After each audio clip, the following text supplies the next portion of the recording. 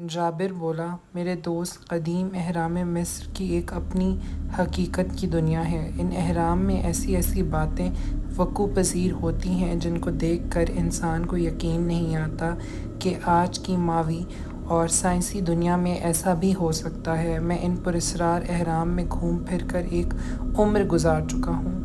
میں نے اہرام کی خالی راہ دیواروں اور سنسان دالانوں میں نظر نہ آنے والے انسانوں کے قدموں کی چھاپ سنی ہے۔ کئی بار مجھے ایسا لگا جیسے 5000 برس پہلے کی کوئی عورت ہلکا سا نقری قہقہ لگاتے ہوئے میرے قریب سے گزری ہے۔ مجھے معلوم ہے کہ یہ ہزاروں برس پرانے اہرام، جن کو ہم لوگ مردہ ٹیلے کہتے ہیں، زندہ ہیں۔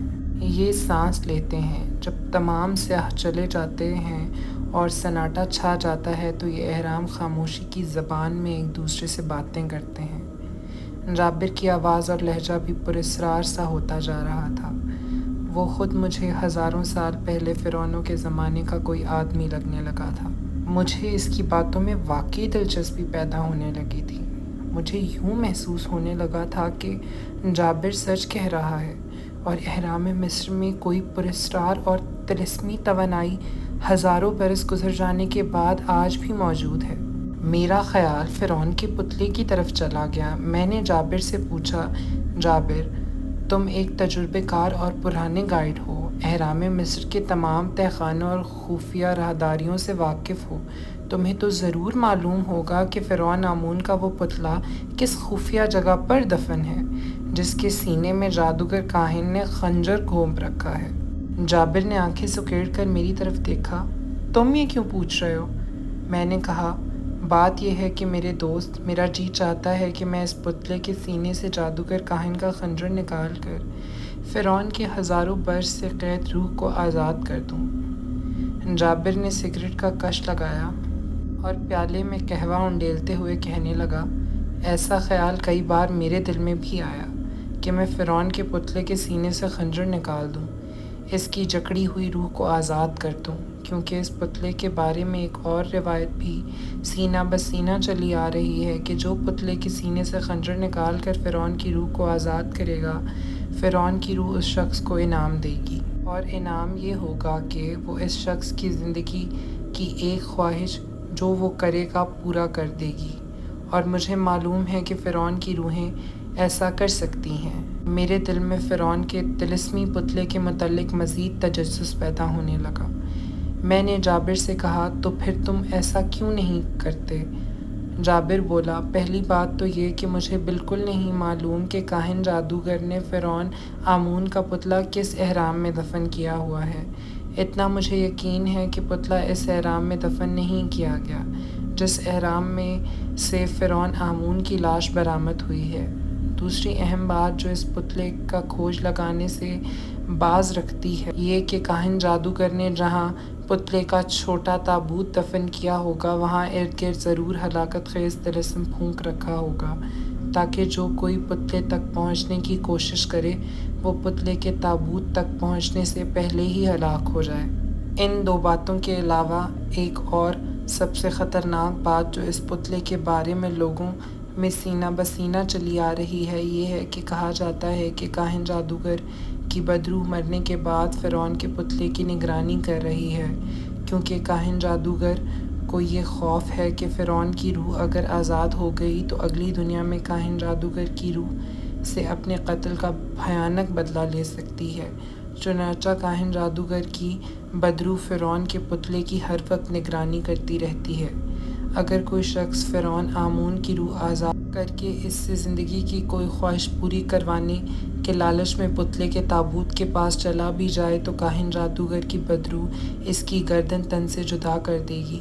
اب تم اچھی طرح سے سمجھ رہے ہوگے کہ اب تک فرعون کے پتلے کا کھوج لگانے کی کوشش کیوں نہیں کی میں نے۔ سب کچھ میں بڑی اچھی طرح سمجھ گیا تھا، مگر میں نے اپنے دل میں سوچ لیا تھا کہ چاہے کچھ بھی ہو جائے فرعون کے پتلے کا کھوج لگا کر رہوں گا، اور اس کے سینے سے خنجر نکال کر فرعون کی روح سے انعام کے طور پر اپنی زندگی کی کوئی سب سے قیمتی خواہش پوری کرواؤں گا۔ یہ میرا ذوق تجسس تھا یا شیطانی لالچ تھا جو اس وقت میرے دماغ پر مسلط ہو گیا تھا، آپ کچھ سمجھ لیں، لیکن میں فرعون کی روح کو آزاد کر کے اس سے اپنی زندگی کی ایک خواہش پوری کرانے کا فیصلہ کر چکا تھا۔ میں نے جابر کو اپنے دل کے فیصلے سے آگاہ نہیں کیا تھا، کیونکہ میں نے اس کی باتوں سے اندازہ لگایا تھا کہ وہ مجھے ہرگز اس راستے پر چلنے کی اجازت نہیں دے گا، کیونکہ اس کے ہر قدم پر جان کا خطرہ تھا۔ وہ خود اتنا تجربہ کار اور قدیم مصری طلسمات اور دیومالا کا علم رکھنے کے باوجود اس راستے پر چلنے کی جرات نہیں کر رہا تھا۔ تو میں تو اس کے مقابلے میں بالکل اناڑی تھا، وہ مجھے کیسے اجازت دے سکتا تھا؟ لیکن جابر کی مدد کے بغیر فرعون کے پتلے کا کھوج لگانا ناممکن نظر آتا تھا۔ اس گفتگو کے بعد میں نے جابر سے زیادہ ملنا شروع کر دیا۔ پہلے ہماری ملاقات صرف قاہرہ کے MCA والے آفس میں ہی ہوتی تھی۔ اب میں شام کے وقت جب جابر گھر پر ہوتا تو اس سے ملنے چلا جاتا۔ ہم قاہرہ کے کسی سستے سے ریسٹورانٹ میں بیٹھ کر قہوہ کافی پیتے اور ادھر ادھر کی باتیں کرتے رہتے۔ باتوں ہی باتوں میں موقع دیکھ کر ایک روز میں نے جابر سے کہا، دوست، یہ تو تم جانتے ہو کہ میں تاریخ کا طالب علم ہوں، اور خاص طور پر قدیم مصر کی تہذیب میرا مضمون رہا ہے۔ تم نے فرعون آمون کی موت کے بارے میں مجھے جو حیرت انگیز باتیں بتائی ہیں، ان سے میرے دل میں یہ خیال آیا کہ کیوں نہ فرعون آمون کی زندگی اور اس کی موت پر ایک تحقیقی مقالہ لکھ کر پاکستان میں کتابی صورت میں چھپوا دوں۔ اس سے مجھے شہرت بھی ملے گی اور مالی اعتبار سے مجھے فائدہ ہوگا۔ کیا خیال ہے تمہارا؟ جابر کو میرے دل کی اصل بات کا تو علم ہی نہیں تھا۔ اس نے کہا، اگر اس طرح سے تمہیں اپنے وطن میں مالی فائدہ ہوگا اور تمہاری علمی حیثیت میں بھی اضافہ ہوگا تو یہ بڑی اچھی بات ہے۔ اس سلسلے میں ہر طرح سے تمہاری مدد کرنے کو تیار ہوں۔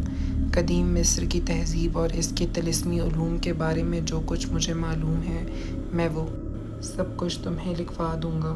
میں نے جابر کے تعاون سے بظاہر آمون فرعون کی زندگی مگر در پردہ فرعون کے طلسمی پتلے کا کھوج لگانے کا کام شروع کر دیا۔ ہفتے میں 2 یا 3 بار میں اور پاشا پرانے قاہرہ کے کسی ریسٹوران میں یا دریائے نیل کے کنارے کسی پرفضا مقام پر بیٹھ جاتے۔ فرعون آمون کی زندگی اور اس کے طلسمی پتلے کے متعلق جو روایتیں اور حقائق مشہور تھیں، ان کے بارے میں باتیں ہوتیں۔ جابر جو کچھ بیان کرتا، میں اسے ایک نوٹ بک میں لکھتا جاتا۔ 3-4 ہفتوں کے بعد پاشا کی باتوں سے مجھے معلوم ہونے لگا کہ پرانے قاہرہ میں امارا نام کی ایک بوڑھی عورت رہتی ہے جو قدیم مصر کی تاریخ اور مصری روایتوں سے پرعمل ہے، اور اس کے پاس مصر کی قدیم زبان میں لکھی ہوئی بعض دستاویز بھی موجود ہیں، جن کی مدد سے وہ فرعونوں کے زمانے کے مدفون خزانوں کا بھی پتہ لگا لیتی ہے۔ میں نے اس مصری عورت امارا کا پورا نام پتہ معلوم کر لیا اور ایک روز دوپہر کے بعد اس کے پاس پہنچ گیا۔ گنجان آباد پرانے قاہرہ شہر کے ایک چھتے ہوئے بازار کی تنگ سی گلی میں اس کا مکان تھا۔ چھوٹے سے کمرے میں اہرام مصر کے فرعونوں اور اہراموں کی کھدائی سے برآمد ہونے والی قدیم مصری رسم الخیز میں لکھے ہوئے کتبوں کی تصویریں لگی تھیں۔ کمرے کے درمیان میں ایک چھوٹی گول میز کے گرد 4-5 پرانی کرسیاں رکھی تھیں۔ نیچی چھت والے تنگ کمرے کی فضا میں گھٹن تھی اور مشک کافور کی طرح کی خوشبو پھیلی ہوئی تھی۔ ہمارا نام کی یہ بوڑھی عورت جوتش کا علم بھی جانتی تھی اور لوگوں کے ہاتھ بھی دیکھتی تھی، اور پرانے مدفون خزانوں کی تلاش میں بھٹکنے والے لوگوں کا جوتش کا حساب لگا کر مدفون خزانے کے بارے میں معلومات بھی فراہم کرتی تھی۔ سر کے سفید بالوں کو نیلے ریشمی رومال سے ڈھانپے، گلے میں عجیب عجیب قسم کے منکوں کے مالائیں پہنے وہ میرے سامنے بیٹھی ایک پرانی بوسیدہ کتاب کھول کر دیکھ رہی تھی۔ میں نے اس کی فیس ادا کر دی تھی اور اسے اپنے بارے میں بتایا کہ میرا تعلق پاکستان سے ہے۔